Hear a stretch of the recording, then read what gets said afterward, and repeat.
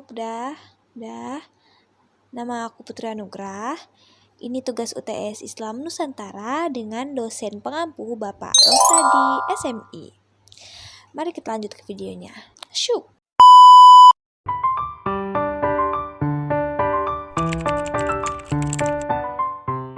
Menurut saya, Islam Nusantara adalah konsep Islam yang berkembang di wilayah Nusantara, terutama di Indonesia.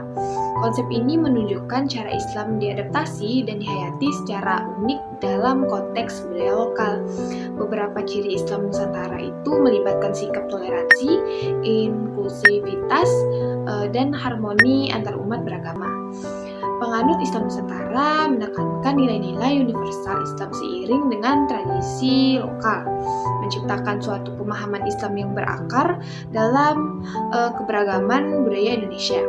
Pendekatan ini mempromosikan toleransi antar umat beragama serta mengapresiasi keanekaragaman budaya sebagai bagian integral dari identitas Islam di Nusantara.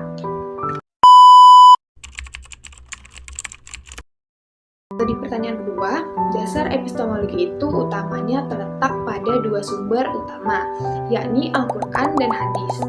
Al-Quran itu adalah kitab suci agama Islam yang diyakini sebagai wahyu langsung dari Allah Subhanahu wa Ta'ala kepada Nabi SAW. Al-Quran menjadi pedoman umat Islam untuk ajaran dan nilai-nilai Islam. Kedua itu adalah hadis. Hadis ini adalah tradisi atau perkataan dan perbuatan Nabi Muhammad yang dicatat oleh para sahabat-sahabatnya. Kemudian hadis ini memberikan penjelasan lebih lanjut tentang implementasi ajaran Islam dan menjadi sumber tambahan dalam memahami ajaran agama.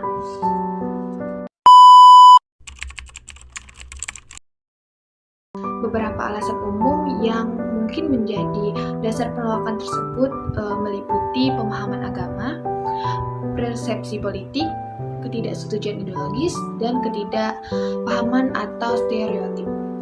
Yang pertama, pemahaman agama. Beberapa orang mungkin berpendapat bahwa konsep Islam Nusantara tidak sesuai dengan interpretasi mereka terhadap ajaran agama. Mereka mungkin mengutamakan interpretasi yang lebih konservatif atau tradisional. Yang kedua, persepsi politik. Penolakan terhadap Islam Nusantara juga dapat dipengaruhi oleh faktor politik, terutama jika konsep tersebut dianggap terlihat dalam isu-isu politik kontroversial. Yang ketiga itu ketidaksetujuan ideologis. Orang yang memiliki pandangan ideologis tentu baik di dalam atau di luar Islam mungkin menolak Islam Nusantara karena dianggap tidak konsisten dengan pandangan atau ideologi mereka.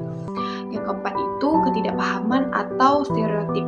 Beberapa orang mungkin menolak Islam Nusantara karena kurang pemahaman atau memiliki stereotip terhadap konsep tersebut, terutama jika informasi yang mereka terima tidak akurat. Penting untuk dicatat bahwa sikap terhadap Islam Nusantara dapat bervariasi, dan diskusi yang terbuka dan penuh pengertian dapat membantu memahami perspektif yang berbeda-beda.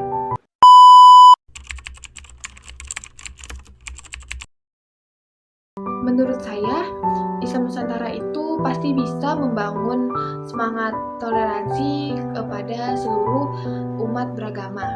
Seperti yang dijelaskan di awal, Islam Nusantara itu tujuan utamanya adalah menciptakan semangat toleransi antar pemeluk agama. Konsep ini menekankan pentingnya kerukunan antar umat beragama dan menghargai keberagaman masyarakat Indonesia. Beberapa cara yang dimana Islam Nusantara berkontribusi pada semangat toleransi antar agama melibatkan yang pertama itu pendekatan inklusif, yang kedua dialog antar beragama, yang ketiga kearifan lokal, dan yang keempat pendidikan. Yang pertama itu pendekatan inklusif. Islam Nusantara memandang Islam sebagai ajaran inklusif yang menghormati dan memahami perbedaan keyakinan.